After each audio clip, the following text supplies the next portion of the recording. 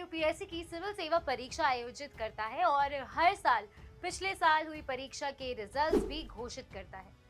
अब सबसे पहले तो यूपीएससी वो लिस्ट जारी करता है जिसमें क्वालिफाइड स्टूडेंट्स के नाम होते हैं, लेकिन साथ ही साथ यूपीएससी एक रिजर्व लिस्ट और प्रोविजनल लिस्ट भी जारी करता है। और आज के वीडियो में हम यही जानेंगे कि आखिर ये दोनों लिस्ट क्या है और इन दोनों की क्या अहमियत होती है। नमस्कार, स्वागत है आपका प्रभात एग्जाम के YouTube चैनल पर। ये एक ऐसा प्लेटफॉर्म है जहां आपको मिलती है सभी कॉम्पिटिटिव एग्जाम से जुड़ी महत्वपूर्ण जानकारियां जो आपकी किसी भी एग्जाम में सफल होने में काफी मदद कर सकती है। अगर आप हमारे YouTube चैनल पर पहली बार आए हैं तो हमें लाइक और सब्सक्राइब दोनों कर ले और हमारे लेटेस्ट वीडियोस और अपडेट सबसे पहले आप तक पहुंचे उसके लिए बेल आइकन को प्रेस करना भी ना भूलें। तो आइए शुरुआत करते हैं आज की वीडियो की, जो है रिजर्व लिस्ट और प्रोविजनल लिस्ट क्यों जारी करता है यूपीएससी। तो सबसे पहले रिजर्व लिस्ट क्या होता है। 2022 की परीक्षा के फाइनल रिजल्ट 23 मई को जारी किए गए। रिजल्ट में कुल 933 कैंडिडेट्स को रिकमेंड किया गया है। बाकी पोस्ट को भरने के लिए यूपीएससी ने रिजर्व लिस्ट जारी की है। इस साल इस लिस्ट में कुल 178 कैंडिडेट्स को शामिल किया गया है। अब सबसे पहले तो ये समझ लीजिए कि रिजर्व लिस्ट कोई वेटिंग लिस्ट नहीं होती, यानी इस लिस्ट में शामिल लोगों को वेटिंग लिस्ट के कैंडिडेट्स नहीं माना चाहिए। यूपीएससी द्वारा जारी किए गए डॉक्यूमेंट के अनुसार किसी भी मल्टी सर्विस एग्जाम में रिजर्व लिस्ट जारी की जाती है। मल्टी सर्विस एग्जाम को माने जो एक से अधिक सेवाओं के विकल्प प्रदान करता है। ऐसे में रिजर्व लिस्ट रिजर्व्ड कैटेगरी के उन कैंडिडेट्स के लिए जारी की जाती है जो रिजर्वेशन का लाभ लिए बिना ही जनरल कैटेगरी के कैंडिडेट्स के बराबर या उनसे ज्यादा अच्छा परफॉर्म करते हैं। यहाँ पर रिजर्व्ड कैटेगरी का मतलब है वो कैटेगरी जिसमें उन कैंडिडेट्स को शामिल किया जाता है जो एससी, एसटी, ओबीसी और ईडब्ल्यूएस की कैटेगरी से आते हैं।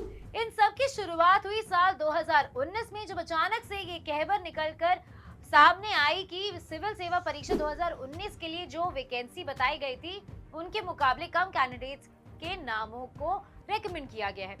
इस बात की सफाई देते हुए आयोग ने कहा कि 927 वैकेंसीज के मुकाबले आयोग ने शुरू में 829 कैंडिडेट्स के नतीजे निकाले हैं। साथ ही सिविल सेवा परीक्षा के नियम 16, 4 और 5 का पालन करते हुए एक रिजर्व लिस्ट भी निकाली है। ये दशकों से चल रहा है और आम प्रक्रिया है। ऐसा इसीलिए किया जाता है कि रिजर्व कैटेगरी से संबंध रखने वाले कैंडिडेट्स जो जनरल यानी कि सामान्य मानकों के आधार पर चुने गए हैं, अगर वो अपने रिजर्व स्टेटस आरक्षित स्थिति का लाभ उठाना चाहते हैं और उस स्टेटस के आधार पर सेवा या कैडर चुनना चाहते हैं, तो जो वैकेंसी बनेगी वो रिजर्व लिस्ट के कैंडिडेट से भर दी जाएगी। रिजर्व लिस्ट में रिजर्व कैटेगरी के बहुत से कैंडिडेट्स हैं, ताकि रिजर्व कैटेगरी से संबंध रखने वाले उन कैंडिडेट्स की कमी को पूरा किया जा सके जिनका चुनाव सामान्य मानकों पर हुआ है। यूपीएससी को तब तक इस रिजर्व लिस्ट को कॉन्फिडेंशियल रखना होता है जब तक वरीयता या प्राथमिकता की प्रक्रिया खत्म नहीं हो जाती। यूपीएससी इसमें सिविल सेवा परीक्षा नियम 16(5) के अनुसार काम करता है। मुख्य परिणाम जारी करते समय जनरल अनरिजर्व्ड श्रेणी में रेकमेंडेड कैंडिडेट्स की संख्या एससी, एसटी, ओबीसी और ईडब्ल्यूएस से संबंधित कैंडिडेट्स की संख्या से कम होती है। इसका अर्थ है कि अगर एससी, एसटी, ओबीसी और ईडब्ल्यूएस से संबंधित 100 कैंडिडेट्स जनरल कैंडिडेट्स से बेहतर प्रदर्शन करते हैं तो जनरल कैंडिडेट्स में से 100 को निकालकर उनकी जगह एससी, एसटी, ओबीसी और ईडब्ल्यूएस से संबंधित कैंडिडेट्स को देंगे। आसान शब्दों में एससी, एसटी, ओबीसी और ईडब्ल्यूएस श्रेणियों के लोगों को जनरल श्रेणियों में ही शामिल माना जाएगा।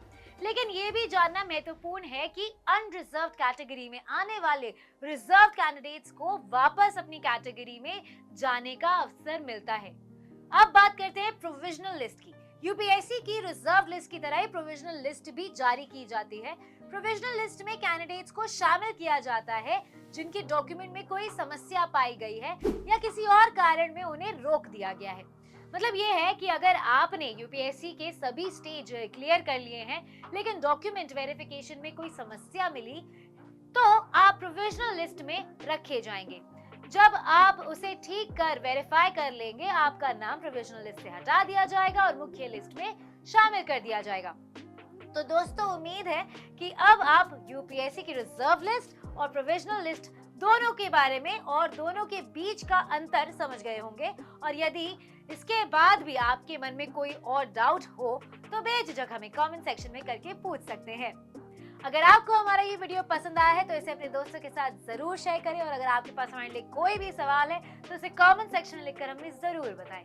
जल्दी आपसे फिर मुलाकात होगी एक नए टॉपिक पर एक नए वीडियो के साथ। देखते रहिए प्रभात एग्जाम। नमस्कार।